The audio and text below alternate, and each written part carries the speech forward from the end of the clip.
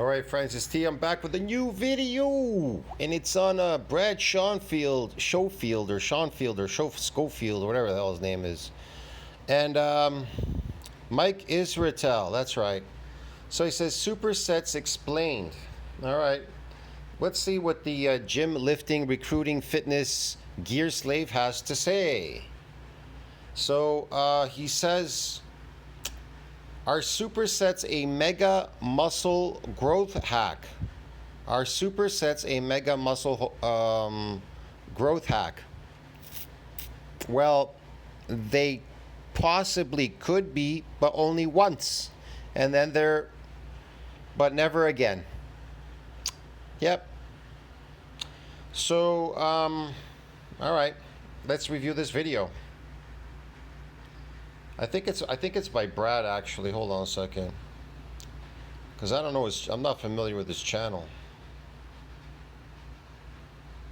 Oh yeah, Renaissance Periodization. Okay, it's on his channel, Renaissance Periodization. Are supersets especially muscle growth promoting? Are they muscle growth promoting supersets? No, they don't promote, or they don't build muscles. Do they promote it? It's a possibility they could promote it once, but you already got it once when you went in the gym. And so now you're trying to figure out small hacks to get over the myonuclear domain size limit. That's the problem with all of you people.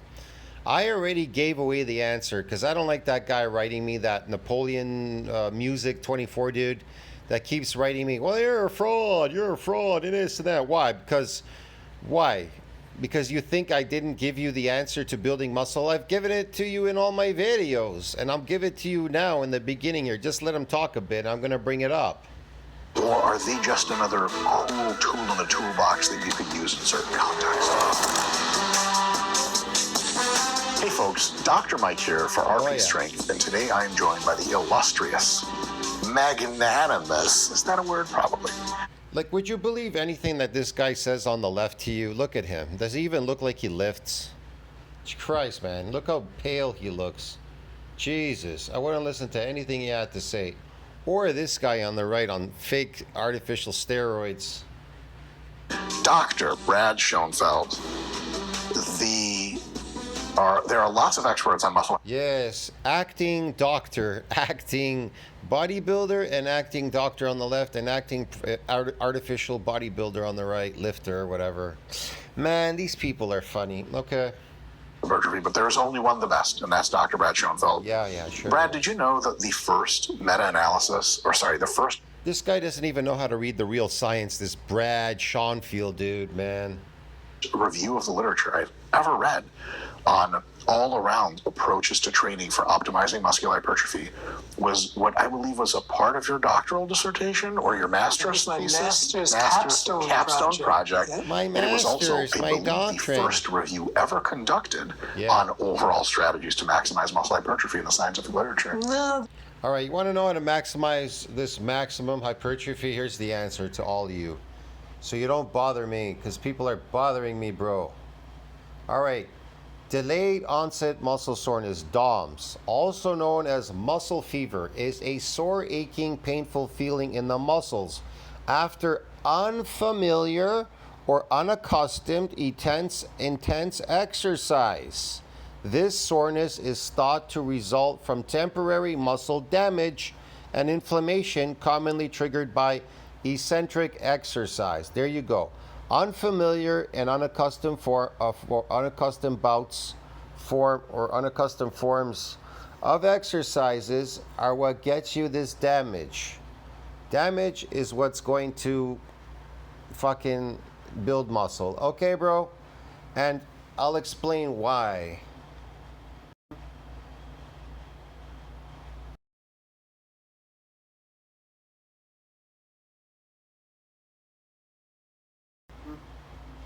According to NCBI, while concentric contractions initiate movements, eccentric contractions slow or stop them. A unique feature of eccentric exercise is that untrained subjects become stiff and sore the day afterwards because of damage to muscle fibers. Did you get it, man? Did you get it? A unique feature of eccentric exercise is that untrained. What did they say before? Unique and unaccustomed.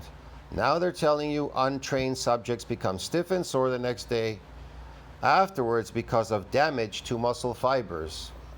Man, I can prove this. And once you're trained, there is no more damage because there's something called... According to PubMed, the repeated bout effect refers to the adaptation whereby a single bout of eccentric exercise protects against muscle damage from subsequent eccentric bouts. While the mechanism for this adaptation is poorly understood, there have been significant recent advances in the understanding of this phenomenon. Yeah, we understand why there's no more damage, because it's resilient from further assaults, because it repaired and remodeled stronger. Duh. The adaptation process is so it doesn't get damaged anymore by protecting itself by doing what? By repairing and remodeling stronger, so now it's resilient from further assaults. Get it, man? What does it look like on the map?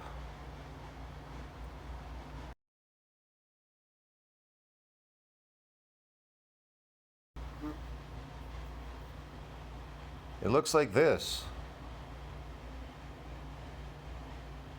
So you can find it in nuclei acquired by overload exercise. You scroll down here. That famous map, there it is. What does that map tell you? It says untrained muscles. Like it said there, remember, what's a unique form of untrained muscles? They get stiff and sore the next day due to what? Muscle damage.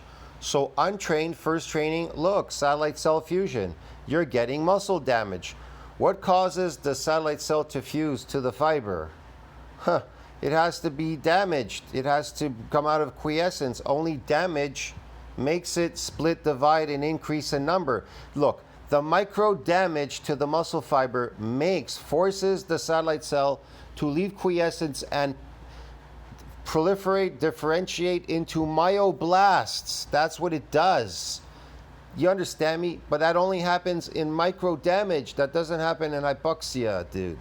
You understand me? And you're going to get an influx of these nuclei, and look what happens. They hypertrophy. But look, on detraining and retraining, they're not coming back. They're not coming back because a unique feature of untrained muscles are they get stiff and sore due to muscle damage. Not trained muscles. Trained muscles, they don't get stiff and sore due to any muscle damage because a trained muscle is no longer damaged, you fucking knuckleheads. That's why. And you need these nuclei because they support muscle growth. They support protein synthesis. Yeah, they do, bro. And then they reach a myonuclear domain size limit right there. See that? They reached a myonuclear domain size limit. You want to see that? According to Singapore Medical Journal, we also proposed an MND ceiling. Yeah, it's got a ceiling limit. Myonuclear domain size limit. MND size has a ceiling limit during hypertrophic process, beyond which extra myonuclei are donated by the satellite cell to support what? Further muscle growth. So that domain has ended. Get it, bro? That domain has ended in the gym. It ended in the gym when you were untrained. That domain ended when you were in the gym, untrained, unaccustomed, and unfamiliar, lifting those weights and exercising. And then it rapidly adapted to you lifting these weights in the gym by repairing and remodeling stronger, so now it's resilient from further assaults. Get it, dude? So what are you doing in the gym there, fucking? The fuck are you doing there? See what I mean? What the fuck are you really doing in the gym? Nothing. You're fucking wasting your time. Here's another one. Let me see if I can bring this up. I'm thinking right now. There was one more I wanted to bring up. Yeah, the nuclei stuff. Okay.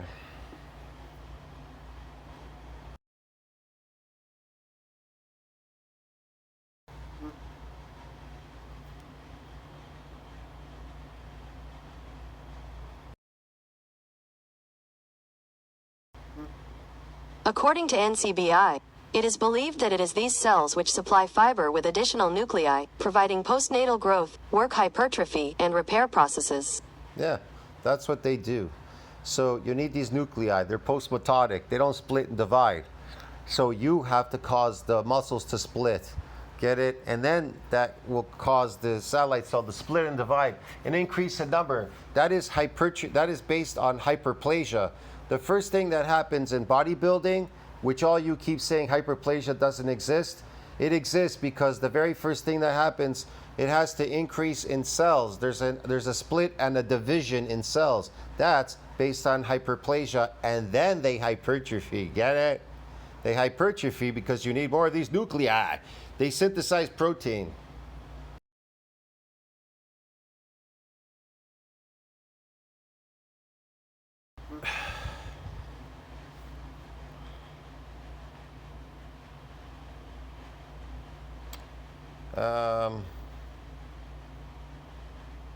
Yeah, I don't know if I can bring this up. Hold on.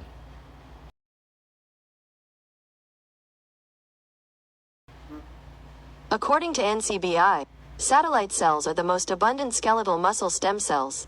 They are widely recognized for their contributions to maintenance of muscle mass, regeneration and hypertrophy during the human lifespan. Yeah, they are. So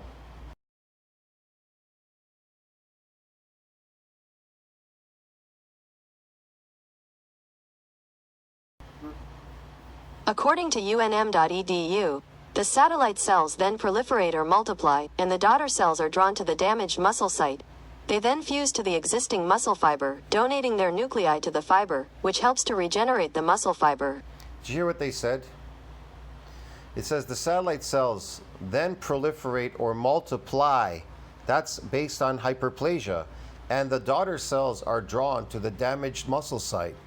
They then fuse with existing muscle fibers, donating their nuclei, yes. Or they create fibers and then they create new fibers and they fuse with them as well. That's what they do. They do a lot of stuff. All right, so it's hyperplasia.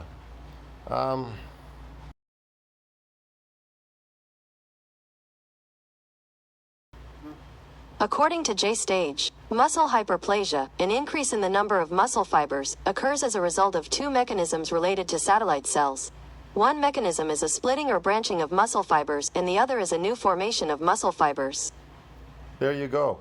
So without hyperplasia, you can't have hypertrophy in bodybuilding because it only happens in untrained, unfamiliar, and unaccustomed forms of exercise. So I don't care what Mr. Schoenfield says. Plus, here's nothing. When that muscle does get damaged, when you come into the gym the very first time and you're untrained and you do get that damage, the adaptation process, one important thing is you may still get an apoptosis, or if you ease into this, you may not get damaged, but you may get an apoptosis. So this muscle has to be what?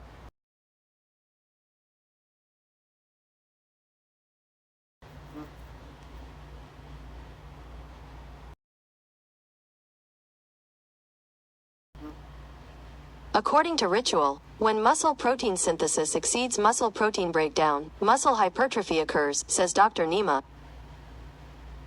There you go. So protein synthesis exceeds muscle protein breakdown. That's what it needs to do. Okay, dude? And the reason being?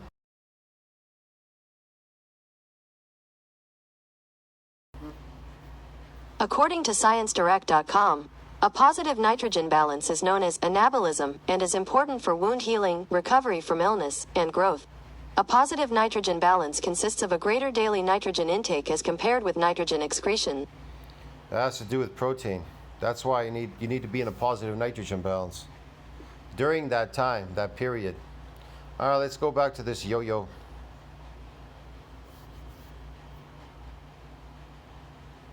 I don't even know where his video went.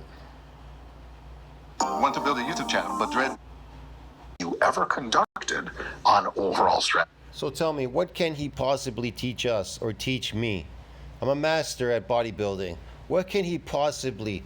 He never explains it the way I do to you. I can even tell you what controls that strength. The myocytic androgen receptor controls the strength, but not the mass of the limb muscles. What controls the mass of the limb muscles? These myonuclei, the satellite cell, that's nuclei, the satellite cell, whatever, okay? All right, and follistatin, myostatin. So what controls, or The myocytic androgen receptor gives you that maximum force production. So you get these motor units, you're lifting weights, that's the strength you're getting. These molecules bind to the androgen receptors for maximum force production. It's a known fact because if you inject steroids, what do? They bind to them, giving you that strength, that artificial strength, because there's an influx of molecules there. But your body thinks it's starving is what it thinks it is, but then you're eating a lot. You understand me? And so you're getting fat. You're really just gaining weight. You're not really building muscle unless, of course, you're untrained, unfamiliar, and unaccustomed to it. Used to maximize muscle hypertrophy in the scientific literature. No, there actually had been a few before. The only thing that they're hypertrophying is they're hypertrophying their muscles through sarcoplasmic hypertrophy. Everybody is. Everybody who's eating carbohydrates, a fake artificial diet, is hypertrophying their muscles through something called sarcoplasmic hypertrophy. That's what happens in trained individuals. And I can prove that too. You want to see? So what is a unique feature of trained people? That's cool.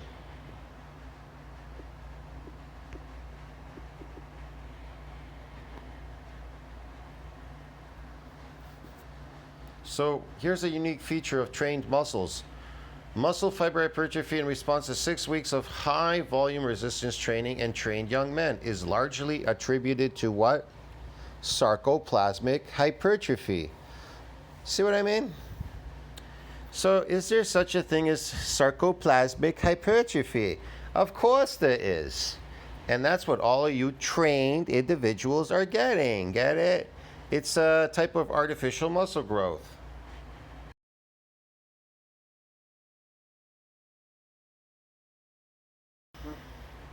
According to Medical News Today, it contains adenosine triphosphate, glycogen, creatine phosphate, and water. During a workout, more fluid moves to the muscles to provide energy. Sarcoplasmic hypertrophy refers to the increase in volume of this fluid.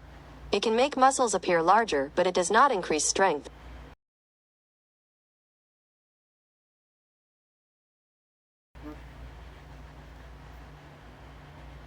Hold on a second. Oh, man.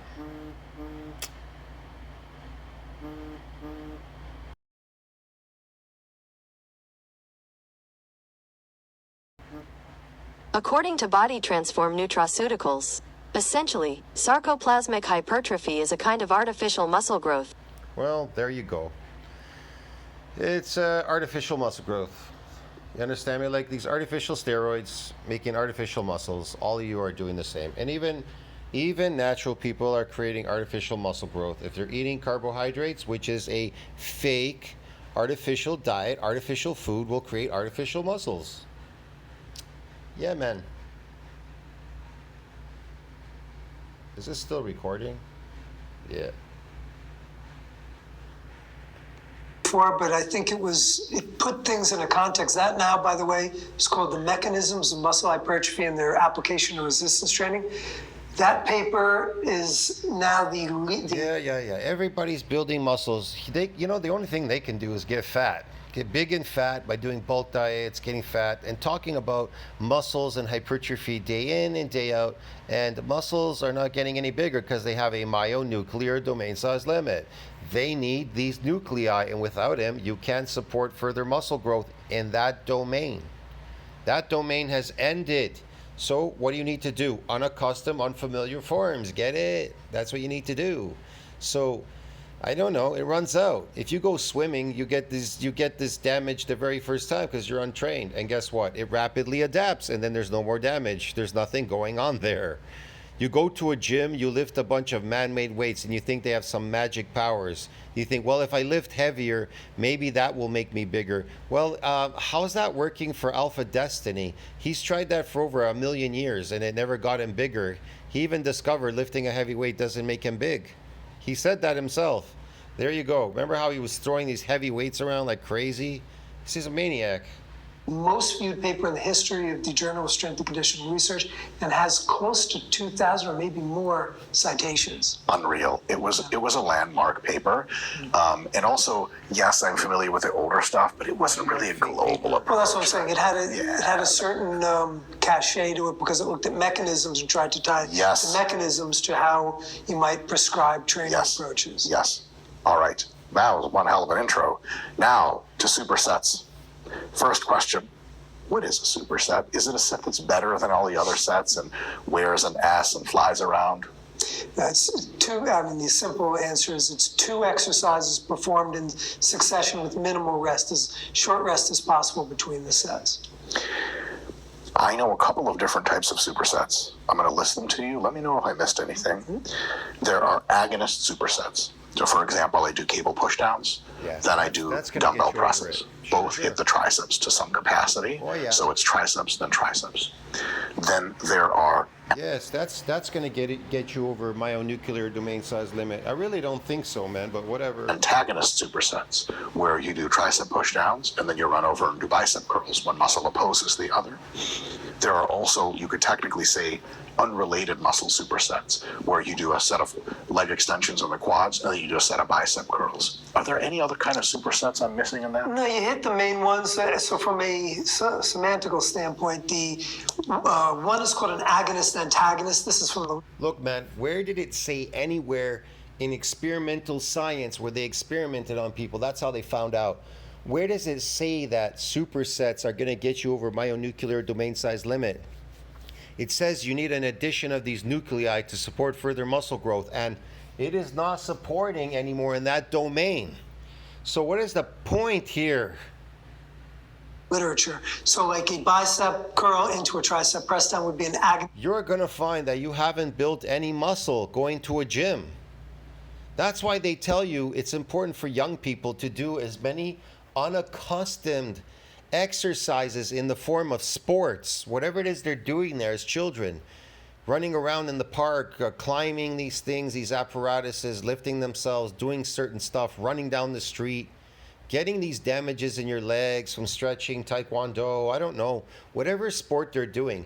It isn't based on lifting a heavy weight. It's based on getting muscles damaged, getting them micro damaged, and then they hypertrophy because they got an influx of these nuclei.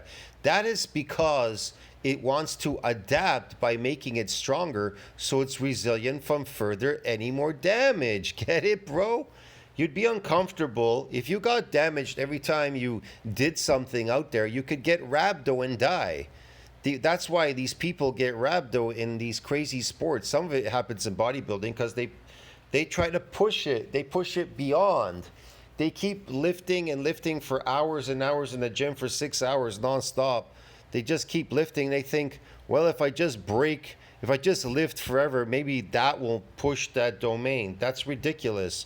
You're causing it to break down, the proteins to break down, and then they're going in your blood supply to your heart. That's just crazy. And then you end up with a disease called rhabdo. You've caused it because you were going there lifting every day for 6 hours a day. The nuclear domain the repeated bout effect is there to protect muscles from a repeated bout of damage. That's why it hides in type 1. So now it's in type 1. These muscles are damaged, but it's trying to protect them from any more damage. So you're not really going to go in anyways the next day because of DOMS. You're so sore and you got painful restriction, loss of force capacities, and a bunch of stuff. So usually it lasts about 4 days. In the beginning, it could last about 4, maybe 5, if this is your very first time. And then it doesn't happen ever again unless you do something you're unfamiliar, unaccustomed, untrained to. Get it? Now that's the formula. If you don't understand it, too bad. This antagonist superset. What you call the agonist superset is generally called a compound superset, where it's two of the same basic. No, I'm not saying you can't bring back that damage in a gym, providing you do something unfamiliar, unaccustomed about of exercise, untrained, whatever you want to call it. So it has to be a leap in weight. I think really people don't understand it. It's a leap in weight. That leap can only happen after the muscles have been repaired and remodeled. It won't allow it. Look, due to the repeated bout effect, it won't allow you to muscles to damage. That's a given. Once they are damaged, the repeated bout effect kicks in and there's no more damage. But once the muscles repair and remodel, they're resilient from further assaults. It's like a big wall, a castle. They put up a huge wall to protect, to adapt to these guys throwing boulders at them with trebuchets, you know, these French trebuchets, get it? And so they erect a big wall so they adapt to it. And then it doesn't hit the castle. Get it, man? Or whatever. You get the point. So, yeah, it's like a wall, a protective wall now. And no, steroids, they don't get over that. Christ. You're working on the same muscle group. So that also can be used as a pre-exhaust. A lot of times, so you do like a fly into a press. Yeah, that's it. Pre-exhaust fly. How's that working for you, Schoenfield? Oh, it doesn't look so good. Not working for him, dude. See the problem here? But it doesn't have to be. You could do technically, you could do an incline press and a flat press. Sure. And then you have your unrelated, so you can have like a squat into a bicep curl. Whatever. Excellent. Yeah. My next question to you is, are supersets? Yeah, that's what's going to get over myonuclear domain size limit, to try to get the satellite cell to support further muscle growth when it says it's beyond. It is fucking beyond where it can donate any more extra nuclei to that fucking domain to support further fucking muscle growth. What fucking part does Mike Isreatel and this asshole fake doctor not understand? What part do you not understand in NCBI PubMed that it can no longer support further muscle growth in that domain anymore? So it doesn't support anymore in the gym. It does. That's a domain. When you go to the gym and you do something, you're unfamiliar, unaccustomed, untrained doing that. Then it's over. When you go swimming, that's another domain. You understand me? When you go swimming for the very first time, you're untrained, unfamiliar, unaccustomed doing that. And so you're going to get this damage. Okay, when you play ice hockey or whatever, you go ice skating, right? And you skate for a couple of hours. Then you come off the ice. The next day you wake up and you're in pain and sore. Yeah, you were unfamiliar, untrained, unaccustomed to that movement. And guess what? Your shins are going to get damaged. They're going to get damaged. That's it. But here's another thing. If you don't lift that entire year, it's a possibility that those nuclei will go away. And so when you come back the following year to ice skate, you got to do it all over again, man. Get it? That's the problem with it. Is it maintainable, though? It's a possibility. It depends what you're doing. I don't know. I can't tell you. It's better to repair and remodel muscles if you can get them if you can get this damage to come back and repair and remodel muscles, the weaker ones or whatever, as many as you can, and as many bouts of getting this, then yeah, it will definitely stick around. It will stick around. Now, do they all leave these nuclei? Not necessarily. It depends. How is it maintained? By eating. Eating maintains them. That's how you maintain them. You don't maintain them going to a gym. You can lose them in a gym lifting. That's what can happen. It can shrink you. And then it takes on a life of its own called sarcoplasmic hypertrophy, like I told you, artificial muscle growth. Then in the end, you found out that you didn't build any muscle at all because you kept going there working your muscles to death. And then you get an apoptosis, and you lose any muscle that you built in the beginning anyway, which is very little. Like all you say, I reached, newbie gain limit, genetic limit, and I'm a hard gainer. So you wouldn't be wrong there. Your instincts are telling you you're not building. Especially muscle growth promoting, or are they just another cool tool in the toolbox that you could use in certain contexts? Where do you stand on that? Yeah, they're not, well, generally speaking, when you talk about are they muscle promoting, the evidence that we have now does not show they are superior for hypertrophy. We only have a couple of studies on some of the different types, with one exception. Hypertrophy just means something getting bigger. The only thing people are getting in the gym is an inflammatory response. They're lifting now, they're adapted, they're just inflaming their muscles, and they're going to the gym to inflame their muscles. Can you imagine going to a gym every single day just to inflame your muscles like an asshole? And of course, you're increasing testosterone for like temporarily, so you're getting a high off of it, and then it crashes. And then you're irritable because you have high estrogen, because you're eating carbohydrates all day. You're eating like garbage food all day, putting that in there, creating more DNA damage, accelerated aging due to inflammatory responses. And then you're eating inflammatory response food like carbohydrates. Man, people are crazy. They're all crazy, bro. which I'll mention shortly. But there are much more efficient ways to train. So here's what I would say. They do not. There's more efficient ways to train for what exactly? You're never going to get anything out of it. You're wasting your time. But dude, these nuclei, these domains, if you can get as many as them as you can enhance your performance. They are all used to enhance performance. So do as many unaccustomed things that you can out there. Ice skating, I don't know, running down hills, flat and fast. I don't know what else is there. Swimming, climbing, bodybuilding, lifting, powerlifting, bodybuilding, calisthenics, gymnastics. Do many things that you're unaccustomed to, and you'll increase these domains. Get it? You'll increase these domains. They'll get damaged, and the progenitor will donate its nuclei, and they will enhance your performance. That's what they'll do. They'll enhance your performance. As a runner, here's the problem with runners, especially sprinters. They always run around tracks flat and fast, but they never think about running downhill. That's where you're going to get the most influx of damage to your legs by incrementally dropping, going down on a decline, running on a decline. And every time you adapt to one particular decline, a degree of decline, then shoot for another one that's more steeper than the last one. Get it?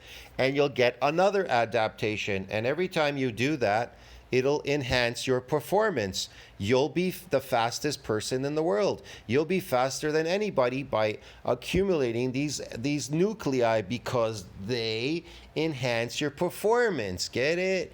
Naturally in the natural world. Now, what enhances your performance artificially? Steroids. But what enhances your performance like physically and permanently and fucking naturally in the natural world? By getting as many adaptations as possible running downhill, bro. Running downhill will get it. It's a stopping motion that causes that. The best is people do Stairmasters. They climb these stairs going up in the up direction, or they put this running machine in the up position. That just exhausts you. Anything that is concentric exhausts muscles. That's what they do. They exhaust the fuck out of you. Now, anything eccentric is associated with muscle damage. That's it. I'll see you in the next one. Tell us what you think about that. Like, subscribe, support the channel. See you in the next one. I'm not going to go through this whole video because it's bullshit.